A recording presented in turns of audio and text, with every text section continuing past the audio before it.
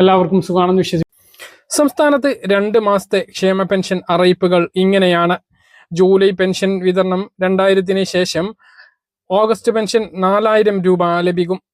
ഈ 2 മാസത്തിനിടയ്ക്ക് 6000 രൂപയാണ് ഇനി എത്തിച്ചേരുന്നത്. UDF സർക്കാർ വന്നതിന് ശേഷമുള്ള ആദ്യ ഓണാഘോഷത്തിൽ മുൻകൂറായി 1 മാസത്തെ പെൻഷൻ ലഭിക്കും എന്നുള്ളതാണ് സൂചനകൾ. പെൻഷൻ വിതരണവുമായി ബന്ധപ്പെട്ട വളരെ പ്രധാനപ്പെട്ട അറിയിപ്പുകളാണ് ഈ ഒരു വീഡിയോയിൽ വ്യക്തമാക്കുന്നത്. സംസ്ഥാനം വീണ്ടും കടമെടുത്തു. കഴിഞ്ഞ ദിവസമാണ് 1800 കോടി രൂപ കടമെടുത്തത്. ഇതിനു വേണ്ടിയിട്ടുള്ള കടപ്പത്രം നേരത്തെ പുറപ്പെടുവിച്ചിരുന്നു. റിസർവ് ബാങ്കിന്റെ മുംബൈ ഫോർട്ട് ഓഫീസിൽ വെച്ച് ഈ കുബേർ സംവിധാനത്തിലൂടെ ജൂലൈ 7-ാം തീയതിയാണ് 1800 കോടി രൂപ കടമെടുത്തിട്ടുള്ളത്. വിവിധ ഭരണപരമായിട്ടുള്ള ചെലവുകൾക്ക് വേണ്ടിയിട്ടാണ് ഈ ഒരു തുക കടമെടുത്തിട്ടുള്ളത്. 21-ാം തീയതി ചൊവ്വാഴ്ചയും കടമെടുപ്പുണ്ടാകും. അതായിരിക്കും ക്ഷേമ പെൻഷന് വേണ്ടിയിട്ടുള്ള കടമെടുപ്പ്. അതിനുശേഷം തുക വിതരണം നടക്കുകയും ചെയ്യും. ജൂലൈ മാസത്തെ പെൻഷൻ ജൂലൈ 23, 24 തീയതികളിലായി എത്തിച്ചേരുന്നതാണ്. ബാങ്ക് അക്കൗണ്ടുകളിൽ വിതരണം ആരംഭിച്ച് തൊട്ടടുത്ത ദിവസങ്ങളിൽ തന്നെ കയ്യിലും പെൻഷൻ എത്തിച്ചേരുന്നതാണ്. ഓഗസ്റ്റ് 5-ന് മുമ്പ് എല്ലാവർക്കും ജൂലൈ മാസത്തെ ക്ഷേമ പെൻഷൻ വിതരണം പൂർത്തീകരിക്കും. ഓഗസ്റ്റ് മാസത്തിലാണ് നമ്മൾ കാത്തിരിക്കുന്ന 4000 രൂപ എത്തിച്ചേരാൻ വേണ്ടി പോകുന്നത്.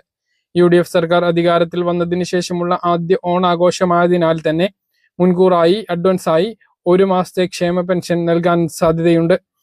1 മാസത്തേത് അഡ്വാൻസായും ഓഗസ്റ്റ് മാസത്തേതും ചേർത്ത് 4000 രൂപ ക്ഷേമ പെൻഷൻ 62 ലക്ഷം പെൻഷൻ ഗുണഭോക്താക്കളുടെ ബാങ്ക് അക്കൗണ്ടുകളിലേക്കും കൈയിലേക്കും എത്തിച്ചേരുന്നതാണ്. അതേസമയം അതിനു മുമ്പ് സ്ത്രീ സുരക്ഷാ പെൻഷൻ കാര്യത്തിൽ തീരുമാനമാകുമോ എന്ന് ആകാംക്ഷയോട് കൂടി കാത്തിരിക്കുകയാണ്.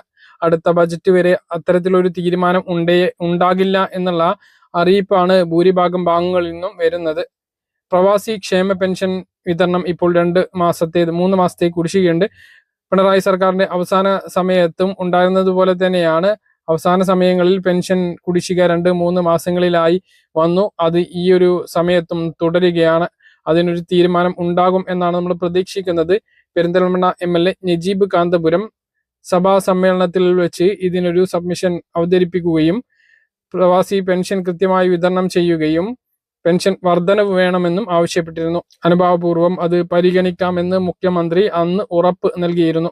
അപ്പോൾ പ്രവാസി ക്ഷേമ പെൻഷൻ ഇപ്പോൾ മുടങ്ങുന്നത് കാര്യമാക്കേണ്ട, കൃത്യമായിട്ട് അത് ലഭിക്കുകയും പെൻഷൻ വർധനവ് ഉണ്ടായേക്കും എന്നുള്ള വിവരങ്ങളാണ് വരുന്നത്. അതേസമയം കെട്ടിട നിർമ്മാണ തൊഴിലാളികളുടെ കാര്യമാണ് കഷ്ടം. 16 മാസത്തിലധികമാണ് കുടിശ്ശികയുള്ളത്. അത് ഇപ്പോൾ നൽകുന്നില്ല എന്നുള്ളതാണ്.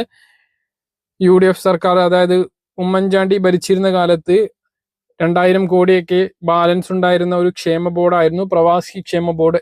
എല്ലാ മാസവും ആദ്യത്തിൽ പെൻഷൻ ലഭിക്കുകയും ചെയ്തിരുന്നു. 1-ാം പിണറായി സർക്കാർ വന്നതിന് ശേഷം ഈ അക്കൗണ്ടുകളിൽ നിന്നും കടമെടുക്കുകയും പിന്നീട് ആ തുക തിരിച്ചു വെക്കാതിരിക്കുകയും ചെയ്ത സാഹചര്യത്തിലാണ് കെട്ടിട നിർമ്മാണ തൊഴിലാളികൾക്ക് ഈ ഒരു അവസ്ഥ വന്നത്. പിന്നീട് കെട്ടിട നിർമ്മാണ തൊഴിലാളികളുടെ ക്ഷേമ ആനുകൂല്യങ്ങളും ക്ഷേമ പെൻഷനും വിതരണം ചെയ്യുന്നതിന് വേണ്ടി കെട്ടിട നിർമ്മാണ സെസ് പിരിക്കാൻ തുടങ്ങിയിട്ട് 3 വർഷത്തിലേറെയായി. ഭീമമായിട്ടുള്ള തുക സെസ് പിരിക്കുന്നുണ്ട് എങ്കിലും നിർമ്മാണ തൊഴിലാളികൾക്ക് പെൻഷൻ കൃത്യമായി കുടിശ്ശിക ലഭിക്കുന്നില്ല എന്നുള്ളതാണ് വാസ്തവം. മറ്റൊന്ന്, വരും മാസങ്ങളിൽ ക്ഷേമ പെൻഷനുമായി ബന്ധപ്പെട്ട പുതിയ മാനദണ്ഡങ്ങൾ പുറത്തിറങ്ങുകയും വീടുകളിലൂടെ പരിശോധന നടത്തുകയും ചെയ്യും. കൃത്യമായ പരിശോധന നടത്തുമ്പോൾ അനർഹരാണ് എന്ന് കണ്ടെത്തിയവരെ ഒഴിവാക്കുകയും കൂടുതൽ അർഹർക്ക് ഉൾപ്പെടുന്നതിന് വേണ്ടിയുള്ള മാനദണ്ഡങ്ങൾ പരിഷ്കരിക്കുകയും ചെയ്യുന്നതാണ്.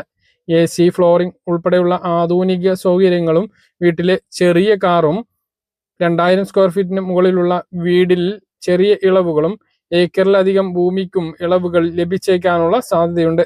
ജീവിത സാഹചര്യം കൂടി കണക്കിലെടുത്താവും ഇനി ക്ഷേമ പെൻഷൻ ഭാവിയിൽ അനുവദിക്കുക എന്നുള്ളതാണ് വിവരം. അപ്പൊ ഇതാണ് ഏറ്റവും പ്രധാനപ്പെട്ട ക്ഷേമ പെൻഷൻ അറിയിപ്പുകൾ. കൃത്യമായിട്ട് മനസ്സിലാണെന്ന് കരുതുന്നു. ഇതുപോലുള്ള ഇൻഫർമേഷൻ ലഭിക്കാൻ ചാനൽ സബ്സ്ക്രൈബ് ചെയ്യുക, ബെൽ ഐക്കൺ എനേബിൾ ചെയ്ത് നോക്കുക.